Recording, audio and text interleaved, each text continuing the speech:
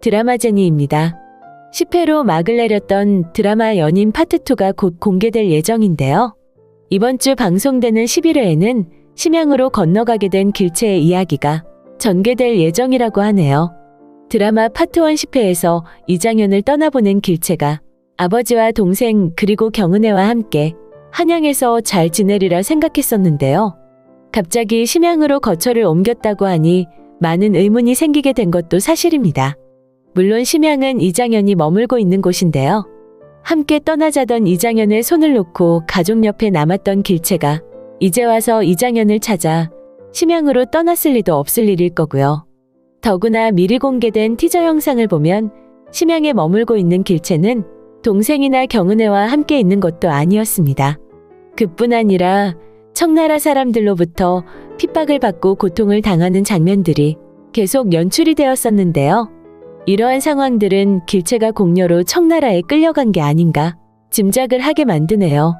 병자호란을 겪게 된 조선에서는 고려시대의 원나라에 바치던 조공제도가 그대로 답습이 되었었죠. 청나라는 조선에 정기적으로 예물을 바치도록 강요했었는데요. 공녀라 함은 그러한 조공제도의 일부를 말합니다. 청나라에 바쳐지는 예물과 함께 조선의 젊은 여인들도 함께 차출이 되는 것을 그렇게 일컫는 건데요. 공녀로 청나라에 가게 된 여인들은 황족과 귀족들의 후궁이나 시첩이 되었다고 하네요. 또 무리지어 군사 집단에 혼인녀로 공급이 되었다고도 하는데요. 시대가 조선이고 힘없는 나라에서 일어난 어쩔 수 없는 일이긴 하지만 너무도 비인간적인 행위로 보여지네요. 물론 이도저도 속해지지 않은 공녀들은 나중에 고향으로 돌아오는 경우도 많았고요. 차출해가는 기준은 자기들 마음대로 정했기 때문에 고관대작 집안의 딸들도 한번 지목이 되면 어쩔 수 없이 공녀로 끌려가게 되었다고 하네요. 그래서 길채도 공녀로 청나라 길에 오른 게 아닌가 판단에 이른 건데요. 그런데 한 가지 짚고 넘어갈 부분은 길채가 이장현을 떠나보낸 후 집으로 돌아가서 구원모와의 혼인 약속을 어떻게 했을까 하는 부분입니다.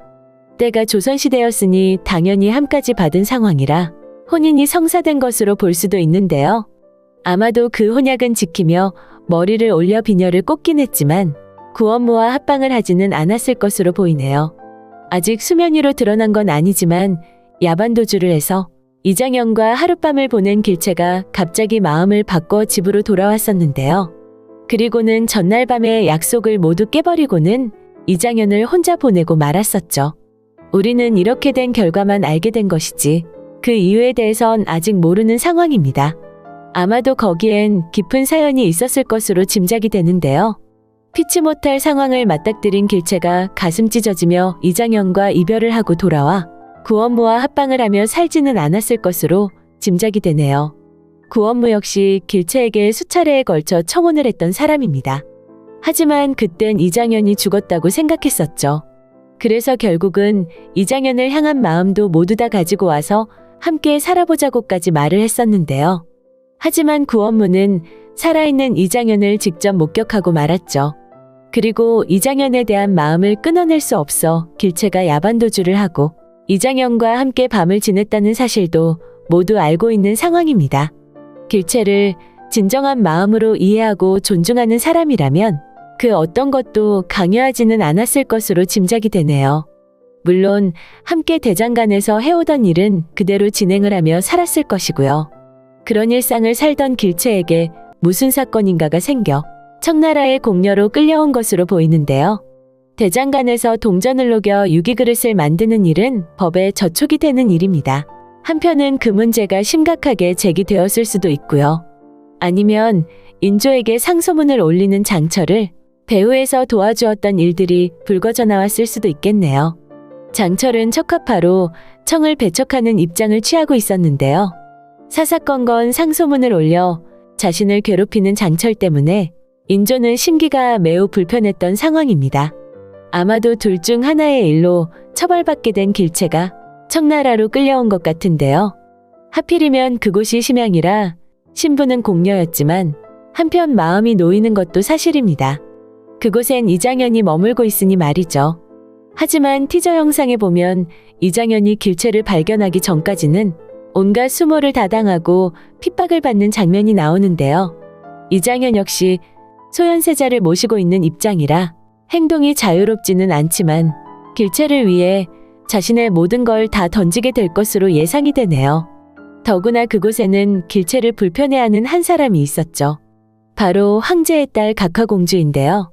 복면을 쓰고 들판을 휩쓸고 다녔던 포로 사냥꾼이 바로 각화공주였네요. 각화공주는 황제의 딸답게 포스가 이만저만이 아닌 여인이었는데요. 그런 여인이 언젠가부터 이장현을 마음에 두고 있었네요. 아마도 길채가 이장현의 가슴속을 모두 채우고 있는 그리움의 여인이라는 걸 알게 된다면 어떤 식으로든 질투의 화살이 날아올 텐데요.